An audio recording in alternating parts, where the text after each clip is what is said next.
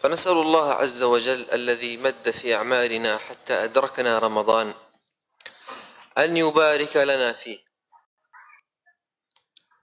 وأن يعنا فيه على الصيام والقيام وسائر الأعمال، وأن يوفقنا لاستغلاله بالخيرات وبالطاعات، وأن يبارك لنا فيه إنه جواد كريم.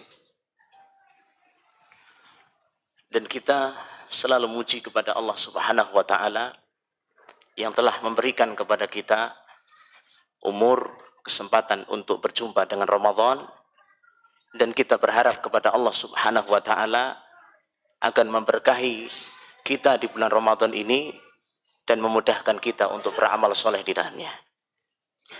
هذه نعمة عظيمة،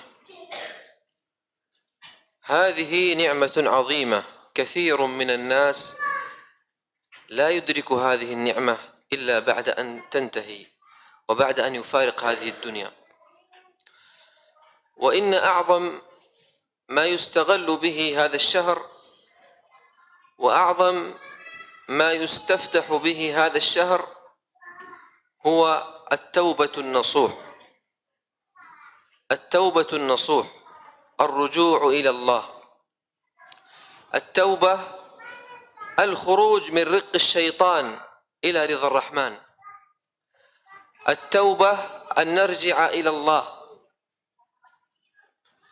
التوبة أن نحرر أنفسنا من المعاصي، من الشهوات، من الذنوب، من المنكرات، أن نرجع إلى الفطرة التي فطر الله الناس عليها.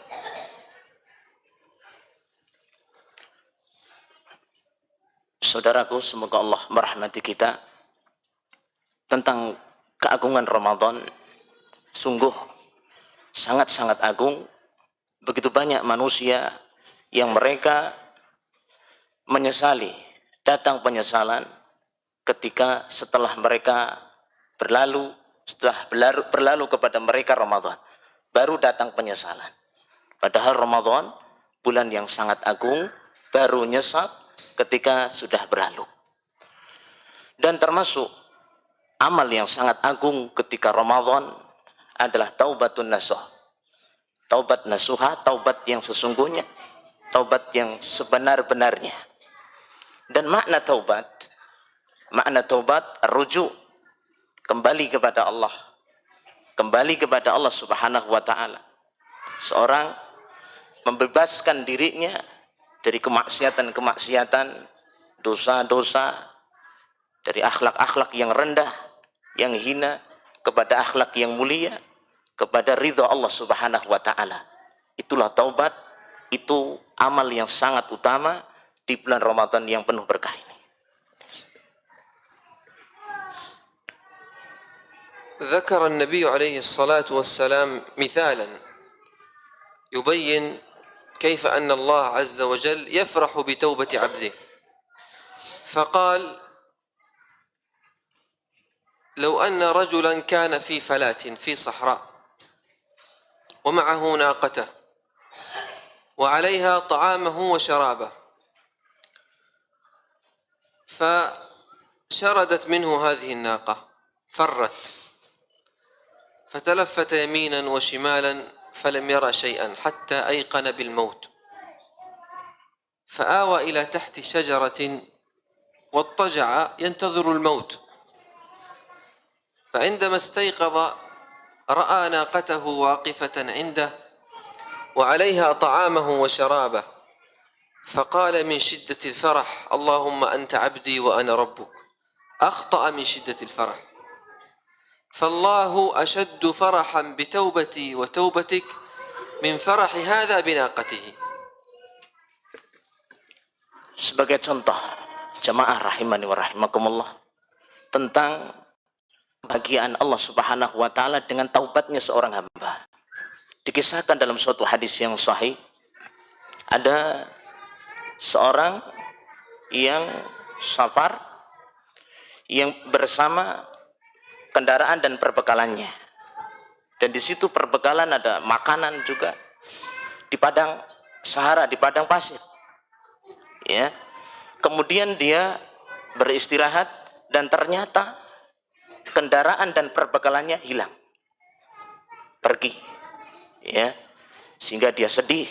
Seakan-akan tidak ada jalan, ya sudah, kecuali matilah saya. Jadi sudah pergi, ya, kehilangan di tempat yang seperti itu, ya, Sahara. Ya, dia sedih dan tidak mungkin cara kecuali dia istirahat menunggu kematiannya. Akhirnya dia menyendiri, berteduh di bawah sebuah pohon, istirahat di situ. Kemudian dengan izin Allah Subhanahu wa taala, kendaraan beserta perbekalannya kembali. Ketika dia bangun, kembali perbekalannya dan kendaraannya kembali. Naqah, untanya kembali. Subhanallah, begitu gembiranya. Seorang ini begitu gembiranya. Ya, ketika dia sudah seakan-akan putus harapan karena kendaraan dan perbekalannya hilang, setelah beristirahat kembali, ternyata gembiranya luar biasa. Tapi apa kata Rasul Shallallahu Alaihi Wasallam yang menunjukkan kegembiraan Allah dengan taubat seorang hamba? Sesungguhnya Allah itu lebih bahagia daripada seorang ini dengan kembalinya unta dan perbekalannya. Jadi Allah itu sangat bahagia dengan kita taubat, kembali kepada Allah, kita menyesali dosa-dosa kita. يقول النبي عليه الصلاة والسلام إن الله يبسط يده بالليل ليتوب مسيء النهار ويبسط يده بالنهار ليتوب مسيء الليل حتى تطلع الشمس من مغربها فباب التوبة مفتوح والله عز وجل نادانا وحبب إلينا التوبة ورغبنا بها وهو يتوب علينا فما علينا إلا أن نقبل إلى بابه ونرجو رحمته سبحانه وتعالى فنسأل الله أن يجعلنا وإياكم جميعا من التائبين المنيبين المستغفرين. Dalam hadis Nabi Shallallahu Alaihi Wasallam tentang keutamaan taubat dan terbukanya pintu taubat yang begitu lebar dari Allah Subhanahu Wa Taala, Rasulullah Shallallahu Alaihi Wasallam bersabda, sesungguhnya Allah membentangkan tangannya, ya, di waktu malam untuk membuka orang yang bertaubat, orang untuk membuka pintunya menerima taubat dari orang-orang yang bersalah. Di waktu siangnya dibuka, dibentangkan tangan Allah Subhanahu Wa Taala. Kemudian Allah membuka tangannya di waktu siangnya untuk menerima taubat. Jadi pintu-pintu taubat dibuka bagi yang bersalah di waktu malamnya. Dari hadis di sini jamaah rahimani wa rahimakumullah menunjukkan pintu-pintu taubat itu Allah buka, Allah luaskan, ya, Allah mudahkan, Allah motivasi kita. Ya, bukan ditutup. Allah begitu terbuka menerima taubat kita. Allah juga memberikan sarana-sarana yang mudah kita bertaubat kepada Allah Subhanahu wa taala. Oleh karena itu jamaah rahimani wa rahimakumullah, yang harus kita perhatikan adalah kita tinggal kita tinggal berusaha, pintu taubat itu sangat terbuka dari Allah Subhanahu wa taala. الشيء الآخر الذي ينبغي أن نستفتح به هذا الشهر ونصطحبه خلال هذه الأيام كلها هو المسابقة في الطاعات والمنافسة في أعمال الخير والقربات. فهذا هو شهر الخير، شهر المغفرة، شهر الرحمة، شهر القرآن. النبي عليه الصلاة والسلام كان في هذا الشهر أجود الناس، كان أجود الناس عليه الصلاة والسلام، وكان أجود ما يكون في رمضان حين يلقاه جبريل فيدارسه القرآن، فالنبي أجود بالخير من الريح المرسلة. وكذلك الصحابة كانوا كذلك.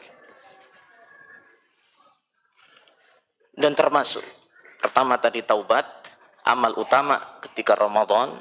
Yang kedua, dari perkara yang sangat agung kita kerjakan ketika Ramadan adalah memperbanyak ketaatan. Kita perbanyak ketaatan. Kita berlomba-lomba dalam ketaatan. Inilah perkara yang agung di bulan Ramadan. Perbanyak ketaatan-ketaatan kepada Allah Subhanahu wa taala. Diceritakan dalam suatu riwayat bahwa beliau sallallahu alaihi wasallam ajwadun nas bil khair. Beliau adalah orang yang paling dermawan. Beliau sallallahu alaihi wasallam orang yang paling dermawan. Ya. Apalagi di bulan Ramadan, beliau sallallahu alaihi wasallam sangat lebih dermawan lagi. Di sini memberi faedah kepada kita, termasuk amal ketaatan di bulan Ramadan banyak kebaikan-kebaikan ketaatan. Bahkan disebutkan dalam suatu riwayat beliau, kedermawan beliau itu lebih ya sebagaimana angin yang berhembus. Nah,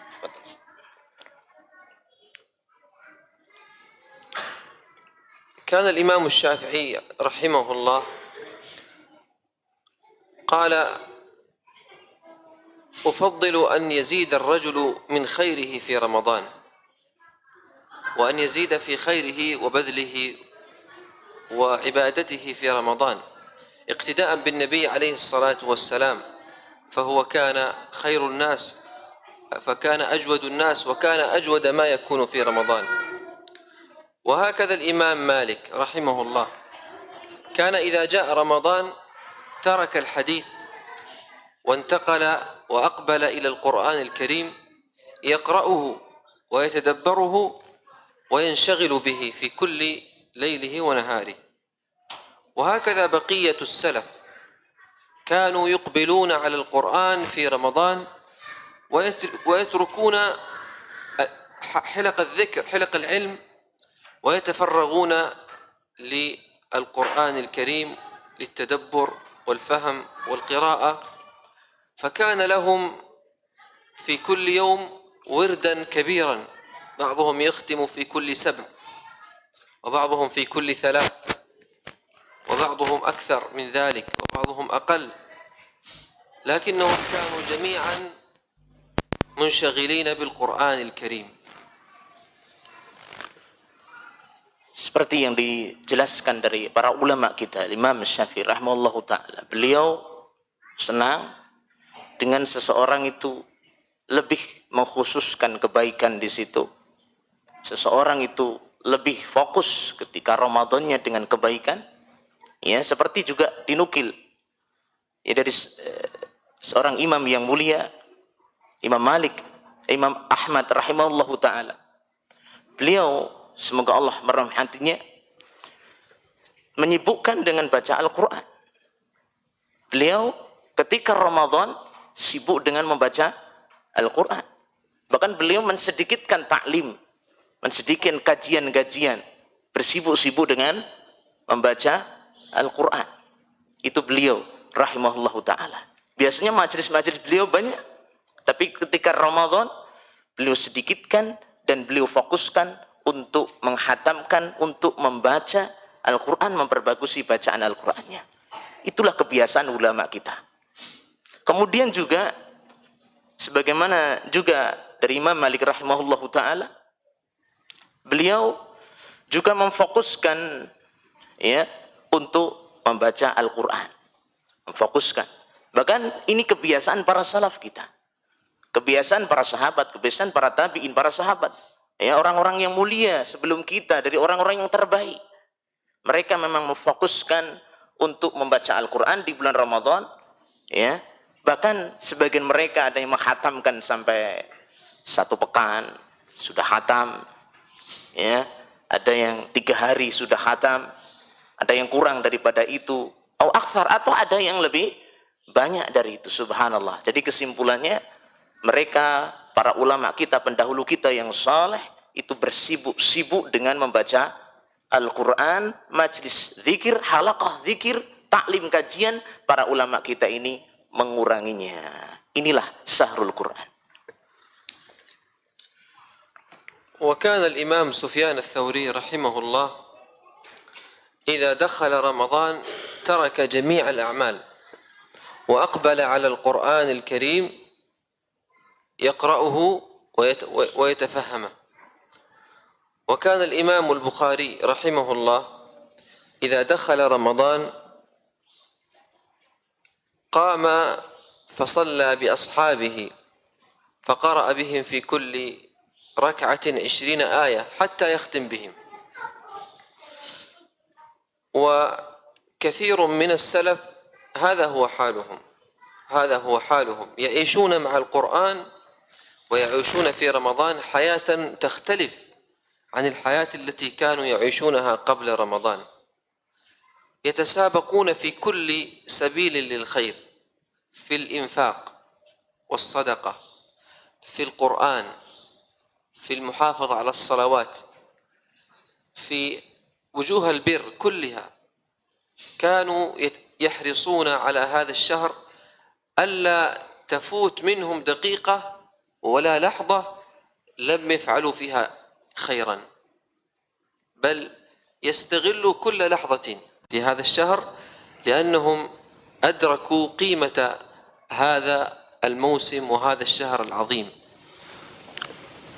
Seperti kita berikan contoh dari kalangan ulama kita, Imam Sufyan Ats-Tsauri, ulama kita, salaf kita.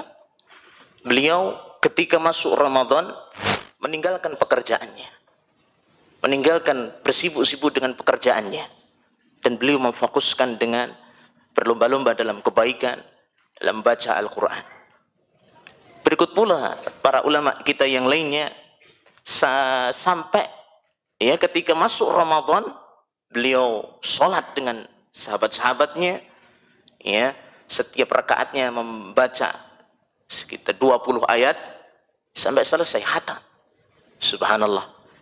Jadi kesimpulan jamaah rahimani wa rahimakumullah, para ulama kita, pendahulu kita sangat serius dan sangat sungguh-sungguh mereka berlomba-lomba di musim ini yaitu Ramadan dengan kebaikan. Mereka senantiasa berlomba-lomba baik dalam bentuk sedekah atau nanti bentuknya infak atau bentuknya baca Al-Quran. Mereka berlomba-lomba. Itulah kebiasaan para ulama kita. قال الإمام ابن القيم رحمه الله: وكان من هديه صلى الله عليه وسلم في شهر رمضان الإكثار من أنواع العبادات، فكان جبريل يدارسه القرآن في رمضان، وكان إذا لقيه جبريل أجود الناس، أجود بالخير من الريح المرسلة، وكان أجود الناس وأجود ما يكون في رمضان، يكثر فيه الصدقة والإحسان وتلاوة القرآن والصلاة والذكر والاعتكاف، وكان يخص رمضان من العبادة ما لا يخص غيره من سائر الشهور. فهذا هو هدي النبي عليه الصلاة والسلام إجمالا في رمضان، كان يخصه بمزيد من الأعمال ما لا يخص غيره من الشهور. Berkata Al-Imam Ibn Al-Qayyim rahimahullahu ta'ala tentang kebiasaan Nabi sallallahu alaihi wasallam di Ramadan. Beliau sallallahu alaihi wasallam menyelesaikan Al-Quran ya dengan didatangi Jibril untuk mengoreksi bacaan Al-Qurannya, diselesaikan Al-Qurannya. Dan ketika Rasulullah sallallahu alaihi wasallam di bulan Ramadan, beliau sangat lebih dermawannya. Beliau orang yang paling dermawan, bahkan paling dermawannya apalagi di bulan Ramadan. Itulah sunnah Rasulullah sallallahu alaihi wasallam. Dan beliau sallallahu alaihi wasallam dan dari sunnah Nabi sallallahu alaihi wasallam disimpulkan di sini semua bentuk-bentuk kebaikan di bulan Ramadan itu disunahkan untuk kita berlomba-lomba ya dalam segala hal, ya seperti ketaatan berupa sholat, berupa zikir, berupa doa, berupa baca Al-Quran.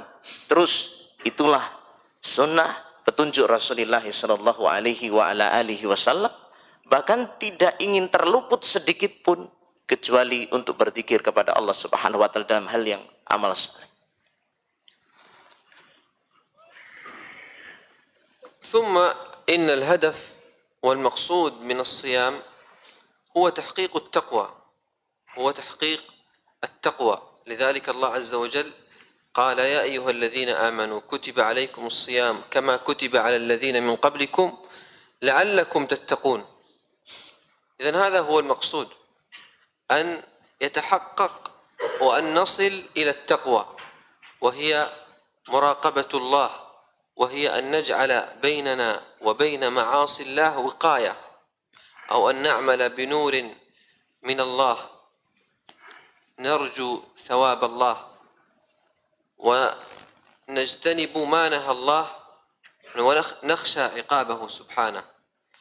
فهذا هو المقصود. مقصود الصيام هو تحقيق التقوى. Dan tujuan dari siam, Allah syariatkan, Allah wajibkan kepada kita siam Ramadan, tujuannya adalah bertakwa, agar kalian bertakwa. Sebagaimana firman Allah Subhanahu wa taala, "Ya ayyuhalladzina amanu kutiba alaikumus syiyam kama kutiba alal ladzina min qablikum la'allakum tattaqun." Wahai orang-orang yang beriman, diwajibkan atas kalian untuk berpuasa sebagaimana diwajibkan atas orang-orang sebelum kalian agar kalian bertakwa. La'allakum tattaqun, agar kalian bertakwa. Berarti tujuan inti dari berpuasa adalah membentuk pribadi yang bertakwa. Apa yang dimaksud dengan bertakwa? Muraqabatullah. Bertakwa itu takut merasa diawasi oleh Allah Subhanahu wa taala. Berpuasa tujuannya kita ini tumbuh rasa takut, rasa pengawasan. Pengawasan Allah Subhanahu wa taala selalu mengawasi kita. Apa itu takwa? Takwa adalah an ta'mala bi ta'atillah. Engkau kerjakan ketaatan kepada Allah. Ala nurim minallah, di atas cahaya, di atas ilmu. Kerjakan ketaatan di atas cahaya, di atas ilmu. Engkau harapkan pahala di sisi Allah Subhanahu wa taala. Wa antajtanib, dan engkau tinggalkan, jauhi kemaksiatan ya kepada Allah Subhanahu wa taala di atas ilmu, di atas cahaya. Ya, engkau harapkan, engkau takut dengan azab Allah Subhanahu wa taala. Itu tujuannya. Terbentuk pribadi yang bertakwa kepada Allah Subhanahu wa taala.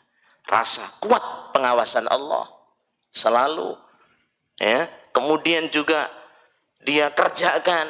Jadi orang yang berpuasa itu terbentuk kebiasaan melaksanakan suatu ketaatan dan meninggalkan sesuatu yang dilarang oleh Allah Subhanahu wa taala. Itu tujuan dari orang yang bertakwa.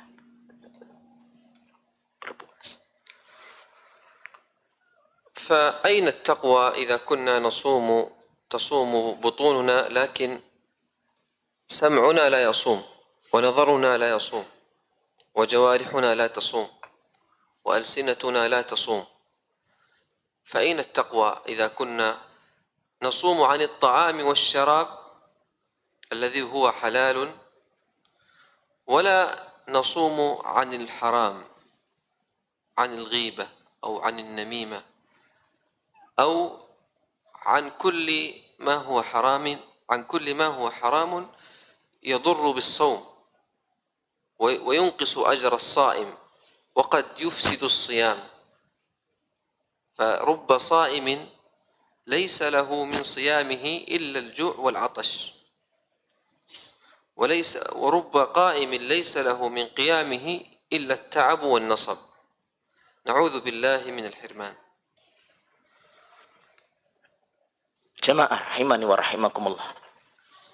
Apa layak disebut bertakwa?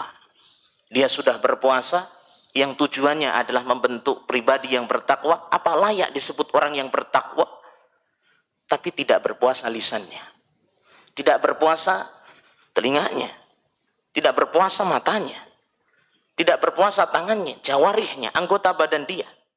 Apa layak disebut orang yang bertakwa? Ya, sekedar puasa perut. Sekedar puasa perut. Tidak makan, tidak minum. Padahal makan dan minum hukumnya adalah halal. Padahal makan dan minum hukumnya adalah halal, itu asal. Ya, sedangkan ghibah, ghibah, kita menggunjing, kita menyebutkan aib saudara kita, ya, kita mencela, ya, kita merusak kehormatan, kita berbuat dengan kelalaian, itu jelas dosa.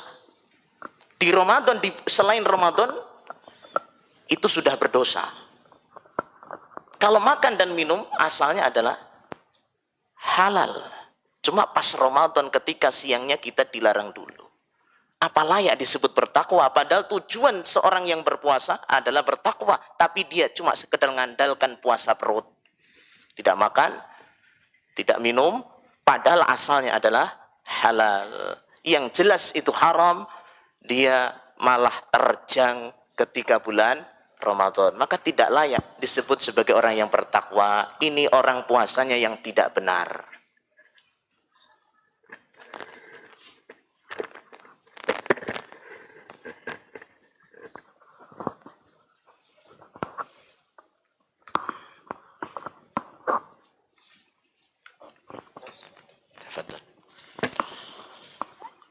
قال جابر بن عبد الله: إذا صمت فليصم سمعك، إذا صمت فليصم سمعك وبصرك ولسانك عن الكذب والمأثم.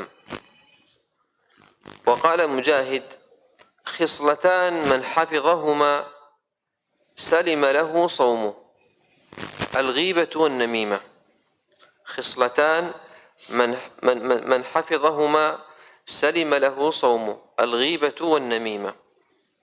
وكان طلق إذا كان يوم صومه دخل بيته فلم يخرج إلا للصلاة.